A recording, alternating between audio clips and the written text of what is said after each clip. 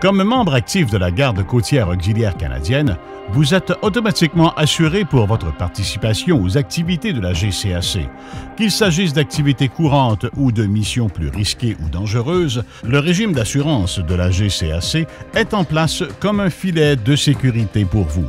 Vous êtes protégé en cas d'accident lors d'une activité autorisée. Familiarisez-vous avec la protection d'assurance fournie par la GCAC. Vous pouvez ainsi constater que votre équipage et votre bateau sont bien couverts. La GCAC a mis en place deux types de protection d'assurance pour ses membres, l'assurance accident collective et la protection maritime et non maritime. Chaque type d'assurance est présenté dans les vidéos qui suivent. Veuillez noter que ces vidéos donnent un aperçu de la protection de la GCAC uniquement à des fins générales. Pour plus d'informations, veuillez consulter le résumé d'assurance disponible sur le site Web national de la GCAC. Pour l'interprétation légale, le texte original des polices d'assurance et les ententes contractuelles sont les bonnes sources de référence. Dans le menu qui s'affiche, veuillez choisir quel type de protection vous intéresse. Cette vidéo donne un aperçu général de la protection d'assurance accident collective offerte par la Garde côtière auxiliaire canadienne. Cette police d'assurance est fournie conjointement par la Société chartriste du Canada et la compagnie d'assurance vie Ace INA. Une police d'assurance accident collective offre aux participants une protection contre la mort accidentelle, la mutilation, la paralysie, l'invalidité totale permanente et l'invalidité totale temporaire lors de leur participation à une activité autorisée de la Garde côtière auxiliaire canadienne. La protection fournie à la GCAC comprend la somme principale pour décès accidentel et les prestations pour frais médicaux. La somme principale est la prestation à recevoir en cas de décès accidentel. Les prestations reçues sont attribuées selon la gravité des blessures, la mort accidentelle étant évaluée à 100% de la somme principale. Autres exemples, la perte d'un membre serait compensée par 80% de la somme principale, la perte d'audition à une oreille 67%, la compensation pour paralysie est de 200% de la somme principale. Consultez le résumé de l'assurance accident collective sur le site Web de la GCAC pour les montants spécifiques des prestations. La portée de la protection à laquelle vous avez droit est liée à votre affiliation ou à votre classification dans l'organisation au moment de l'accident. Cette classification dépend si vous êtes un membre, un conjoint, un employé ou un invité de la GCAC. Ces classifications sont classées par l'assurance comme des classes. Un rappel, la protection est valide seulement pour les accidents qui se produisent lors d'une participation à une activité autorisée de la Garde côtière auxiliaire canadienne. Il existe 5 classes de protection d'assurance au sein de la GCAC. La classe 1 inclut tous les types de bénévoles, qu'ils soient membres bénévoles ou bénévoles non membres. Les membres sont ceux qui sont officiellement enregistrés comme membres de la GCAC. Les membres bénévoles sont ceux qui sont portés volontaires pour participer à une activité autorisée de la GCAC sans être membres comme tels. Les bénévoles non membres sont ceux qui se trouvent impliqués par circonstance, par exemple parce qu'ils sont à bord d'un bateau de la GCAC quand ce bateau est assigné à une activité autorisée par la GCAC. La classe 2 comprend tous les enfants à charge des personnes assurées en vertu de la classe 1. La classe 3 comprend les employés contractuels et les consultants de la GCAC. La classe 4 comprend les invités de la GCAC. La classe 5 couvre les membres juniors de l'auxiliaire. Les membres juniors sont âgés de moins de 18 ans. Nous allons maintenant exposer le montant de la protection, valeur monétaire, associée à chaque classe assurée et le niveau des prestations qui peuvent être versées selon la gravité des blessures. Protection pour la classe 1, membres bénévoles et bénévoles non membres, et la classe 5, membres juniors. Cette protection s'applique si l'accident est survenu alors que la personne assurée participait à une activité autorisée de la GCAC. Ceci inclut toutes les circonstances qui se produisent alors que la personne assurée remplit des fonctions bénévoles ou voyage vers ou à partir de l'emplacement de l'activité. La somme principale de la classe 1 en cas d'accident est de 1 500 000 $. La somme principale pour la classe 5, membre junior, est de 50 000 $. Classe 2, les enfants à charge des membres de la GCAC sont assurés pour toutes les circonstances lorsqu'ils accompagnent leurs parents alors que ceux-ci effectuent des tâches bénévoles pour la GCAC. La somme principale dans le cas d'un accident pour la classe 2 est de 100 000 $. Les conjoints ne sont pas considérés comme des personnes à charge et ne sont pas assurés sauf s'ils sont également bénévoles et qu'ils participent activement à l'activité autorisée. Classe 3. Les employés contractuels et les consultants sont assurés pour les blessures subies et se produisant dans le cours normal de leurs fonctions pour la GCAC ou lors d'un voyage autorisé. La somme principale pour la classe 3 est de 1 500 000 $. Classe 4. Les invités de la GCAC sont assurés pour les blessures subies pendant que la personne assurée participe aux activités comme invité autorisé. Le montant principal pour la classe 4 est de 500 000 $.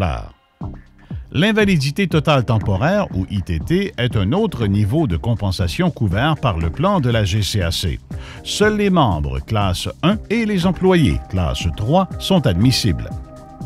Si la personne est employée au moment de l'accident, ITT est défini comme les blessures subies lors d'un accident de la GCAC qui empêchent le membre ou l'employé de travailler à son occupation habituelle.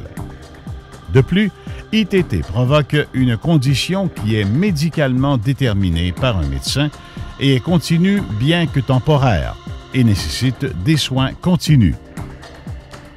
Si la personne blessée appartient à la classe 1 et n'est pas employée au moment de l'accident, la blessure doit empêcher la personne de remplir les fonctions pour lesquelles elle est qualifiée. Elle doit également être traitée par un médecin. Le nombre de semaines de compensation que la classe 1 peut recevoir pour la perte de revenus est plafonné à un maximum de 104 semaines. Le nombre de semaines de compensation que la classe 3, employée de la GCAC, peut recevoir pour perte de revenus est plafonné à un maximum de 52 semaines. Le montant de compensation pour perte de revenus de la classe 1 et de la classe 3 dans le cas des employés au travail est de 75 % de la rémunération de l'individu jusqu'à un maximum de 1 000 $ par semaine. Pour les personnes de la classe 1 qui sont sans emploi au moment de l'accident, la compensation est de 250 $ par semaine jusqu'à un maximum de 104 semaines. Le délai de carence pour la classe 3 est de 7 jours. Il n'y a aucun délai de carence pour la classe 1. Un délai de carence est un terme d'assurance se référant à la quantité de jours, semaines ou mois qui doit s'écouler avant le versement d'un paiement à une personne assurée. La classe 1 bénéficie également d'un bénéfice pour incapacité totale, résultant d'un événement traumatique. Ce bénéfice est conditionnel à un diagnostic de traumatisme psychologique confirmé par un médecin. Il ou elle doit être activement employé au moment de l'événement. La prestation est payable jusqu'à un maximum de 26 semaines. Invalidité totale permanente, ITP, fait référence à des blessures accidentelles subies pendant l'exécution d'activités de la GCAC. Les prestations s'appliquent seulement aux personnes de la classe 1. Invalidité totale permanente, ITP, est définie comme une condition qui empêche totalement et définitivement une personne assurée d'effectuer au moins 2 des 6 activités de la vie quotidienne sans l'aide d'une autre personne, et ce pour le reste de sa vie. Les 6 activités sont se laver, faire sa toilette, s'habiller, s'alimenter, maintenir la continence de sa vessie ou de son intestin, et le transfert, par exemple, d'un lit à un fauteuil roulant. L'invalidité doit se poursuivre pendant une période de 12 mois et être totale, permanente et irréversible à la fin de cette période. Il est important de noter que les personnes âgées de 70 ans ou plus ne sont pas admissibles à cette prestation. La protection pour frais médicaux suite à un accident pour toutes les catégories d'assurés couvre les services médicaux nécessaires à la suite de blessures découlant de la participation à une activité autorisée de la GCAC. Ceux-ci incluent, mais ne sont pas limités, aux soins infirmiers, frais de transport ambulancier, frais d'hôpital, location de matériel médical, membres artificiels, etc. Les dépenses doivent être faites au Canada dans les 52 semaines suivant l'accident et être uniquement pour le traitement thérapeutique. Bien qu'il y ait des avantages accessoires qui s'appliquent à toutes les classes, la protection pour problèmes cardiaques et circulatoires est unique à la classe 1. Pour être admissible, l'assuré doit avoir subi une défaillance cardiaque ou circulatoire dans les 24 heures suivant sa participation à une mission autorisée de la GCAC. Le membre doit être âgé de moins de 65 ans. Certaines autres restrictions, telles que l'histoire médicale, s'appliquent également. Consultez le résumé d'assurance pour plus de détails. La prestation pour cet avantage est de 250 000 $. Si toutes les conditions sont réunies, l'assuré est couvert pour les réclamations en vertu de ce bénéfice, y compris les frais médicaux, d'invalidité totale temporaire ou perte de la vie. Il existe également un certain nombre d'autres bénéfices accessoires auxquels tous les assurés ont accès sauf indication contraire dans le contrat. Ces avantages se rapportent à l'assistance qui peut être nécessaire durant la période de rétablissement suite à un accident.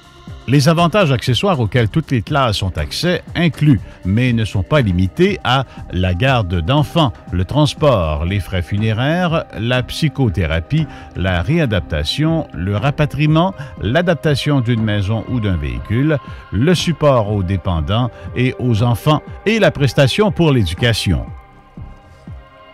Il existe également un certain nombre de conditions médicales non couvertes.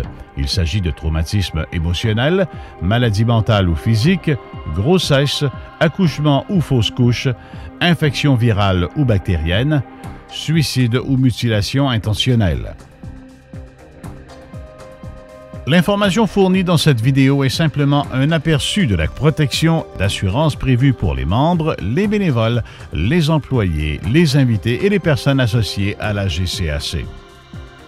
Pour des informations complètes sur l'assurance accident collective, consultez le résumé d'assurance ou la foire aux questions d'assurance sur le site Web national de la GCAC.